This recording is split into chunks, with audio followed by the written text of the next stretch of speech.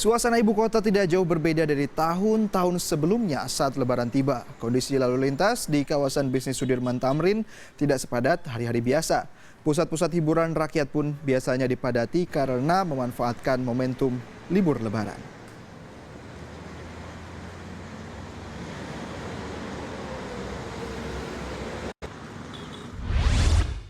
Tapi benarkah pusat-pusat perbelanjaan itu dipadati oleh masyarakat Jakarta? Sudah ada rekan Raff Kahvi di Bundaran HI Jakarta Pusat. Raff, selamat sore dan mohon maaf lahir batin, selamat Hari Raya Idul Fitri. Raff, sejauh ini dari pantauan Anda, kalau kita lihat ibu kota mungkin cukup sepi ya, dan bagi yang merasa sepi misalnya di ibu kota dalam Lebaran kali ini, di mana biasanya kita bisa mendapatkan keramaian khususnya di Lebaran pertama ibu kota yang terkenal sepi ditinggal para pemudik? Rian Hasri, selamat Hari Raya Idul Fitri untuk Anda dan juga pemirsa. Tentu saja bahwa tidak berbeda dengan tahun-tahun sebelumnya, Rian dan juga pemirsa, bahwa titik-titik wisata di ibu kota ini selalu dipadati oleh warga ibu kota yang memanfaatkan hari libur lebarannya. Seperti misalnya ada di Pantai Ancol, kemudian juga ada di Kebun Binatang Ragunan, di Tugu Monas, dan lain sebagainya. Namun titik-titik tersebut tidak hanya dipadati oleh pengunjung saja, sebagian dari warga Jakarta yang tahun ini tidak mudik ke kampung halamannya ternyata juga memadati beberapa pusat perbelanjaan atau juga mal yang ada di Jakarta. Ada 7 mal yang tersebar di seluruh Jakarta ini masih tetap membuka layanannya walaupun disesuaikan dengan jam bukanya, yaitu antara jam 11 pagi sampai dengan nanti malam. Mereka masih juga akan tetap membuka layanannya walaupun ada beberapa tenan yang menutup begitu jam operasionalnya karena libur Lebaran. Dan dari mereka, dari pusat-pusat perbelanjaan sendiri pun juga ternyata masih dipadati oleh warga ibu kota yang tahun ini mungkin saja tidak pulang gitu ke kampung halamannya. Dan kalau kita melihat di sekitar Bundaran Hotel Indonesia sendiri bahwa kondisi lalu lintas juga sepertinya tidak lengang juga begitu, namun masih ada juga mobil-mobil pribadi, kemudian juga angkutan umum Transjakarta yang juga masih beroperasi, dan suasananya tidak seperti Lebaran ini, Rian. Suasananya seperti hari libur biasa.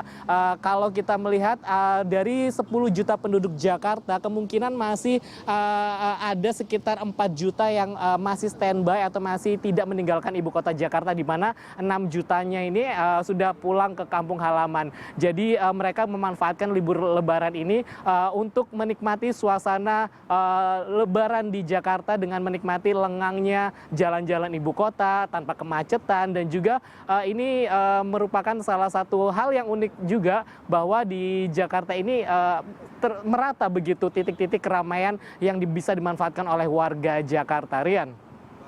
Raff, sebenarnya Jakarta itu butuh lebih banyak lebaran kali ya, supaya kemacetan itu bisa terurai ya.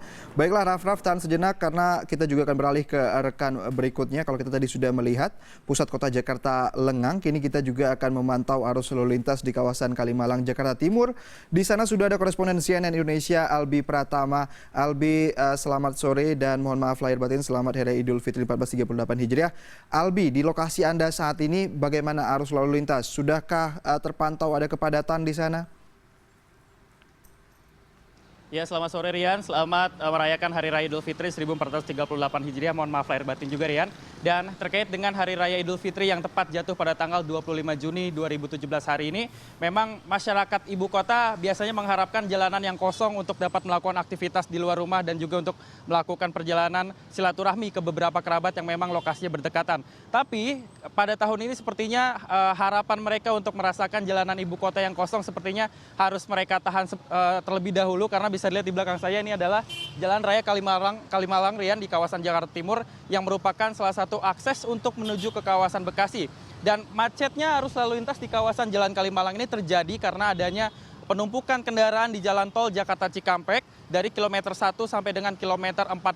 Karena memang masih ada beberapa pengendara ataupun pemudik yang memanfaatkan momen Lebaran di hari H ini untuk melakukan perjalanan, baik itu perjalanan mudik jarak jauh ataupun trip-trip pendek untuk melakukan silaturahmi. Dan dari informasi yang saya terima juga, kemacetan ini sudah terjadi sekitar 10 km lebih dari kawasan persimpangan Tomang dan juga berlanjut lagi di kawasan Semanggi, dan akhirnya nanti di kawasan Cawang juga kembali mengalami kepadatan, di mana kawasan Cawang sendiri merupakan bagian arus lalu lintas yang cukup padat. Ada underpass di sana, ada jalan DI Panjaitan, ada juga simpang susun, di mana jalan Jenderal Gatot Subroto untuk menuju ke arah Halim dan juga untuk menuju ke arah jalan tol Jakarta Cikampek juga mengalami kepadatan yang begitu parah.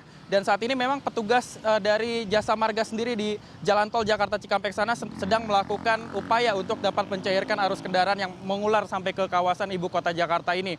Di antaranya adalah dengan melakukan sistem kontraflow yang dilakukan sepanjang lebih kurang 10 km dari kilometer 32 sampai dengan kilometer 42 untuk mengantisipasi padatnya jalan tol tersebut, maksud saya Rian. Dan memang saat ini beberapa kendaraan yang terjebak kemacetan di kawasan Jalan Jenderal Gatot Subroto ataupun di jalan tol dalam kota untuk menuju ke jalan tol Jakarta Cikampek, beberapa di antaranya memilih untuk menggunakan jalur Kalimalang ini karena dianggap sebagai salah satu rute alternatif, walaupun saat ini kondisinya masih mengalami kepadatan yang cukup parah. Di mana tadi saya sekitar pukul 3 waktu Indonesia Barat dari kawasan Jalan Kapten Tendean yang berjarak lebih kurang 10 km sampai ke Jalan Raya Kalimalang ini membutuhkan waktu lebih kurang 1,5 jam, di mana normal ini hanya bisa ditempuh dalam waktu lebih kurang 20 menit sampai dengan 30 menit saja. Begitu Rian.